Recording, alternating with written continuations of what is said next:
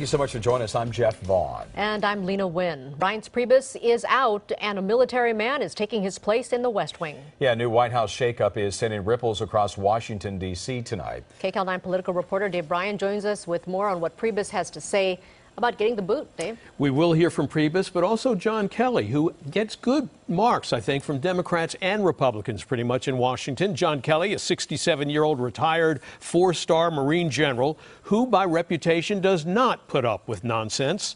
Some supporters argue this is exactly what the White House needs right now. But he's replacing a seasoned operative, Reince Priebus, with plenty of political savvy, qualities Kelly may not have. Air Force One arrived at Joint Base Andrews outside Washington, D.C. in a driving rainstorm, but that didn't stop President Trump from shouting high praise for both Reince Priebus, the outgoing White House Chief of Staff, and John Kelly, the Secretary of Homeland Security, who will replace him in the job. Reince is a good man. John Kelly will do a fantastic job.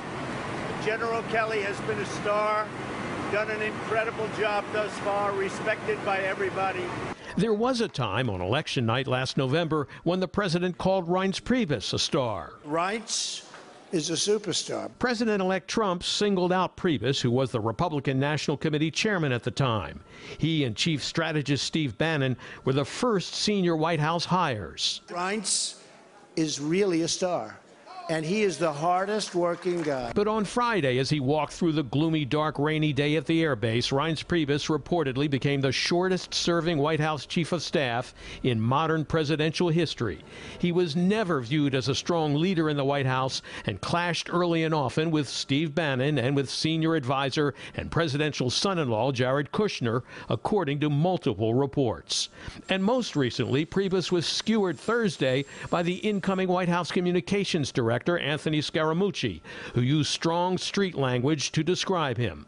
That's the day Priebus submitted his resignation after being pushed overboard. He obviously wanted to make a change, and I offered my resignation, and he agreed. He'll be replaced by retired Marine General John Kelly, who now leaves behind the Secretary of Homeland Security job. Kelly won praise from the president at an event in Long Island, New York. I want to congratulate John Kelly, who has done an incredible job of Secretary of Homeland Security. Incredible. Kelly is a no-nonsense, disciplined chain of command former Marine, as these comments back in April clearly demonstrate. If lawmakers do not like the laws that we enforce, that we are charged to enforce, that we are sworn to enforce, then they should have the courage and the skill to change those laws. Otherwise, they should shut up and support the men and women on the front lines. President Trump was delighted with reports that under Kelly's command, the Border Patrol had made major reductions in the number of illegal immigrants crossing the border. And ICE raids on undocumented immigrants have risen sharply as well. But not without some controversy. While the administration declared they were locking up and deporting dangerous illegal immigrant criminals and gang members, some who were arrested and separated from their families told a very different story of harassment and intimidation. Analysts Arnold Steinberg says Kelly will have his hands full running the White House and bringing organization and discipline to an administration that has been resistant. With this new chief of staff, he had that experience of being, as head of Homeland Security, one of the people who was left out of the loop. So he has particular reason to put in the loop each high-level government official that should be involved, who should be involved in formulation of policy, and who should weigh in before an executive order goes out. And frankly, even before a tweet goes out, if it affects policy, as we saw the transgender policy issue this week.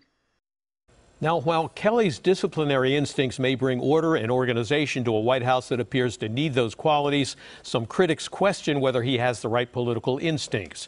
His political experience is limited, and when it comes to domestic issues outside the venue of Homeland Security or defense, they say it's not clear whether he's up to speed.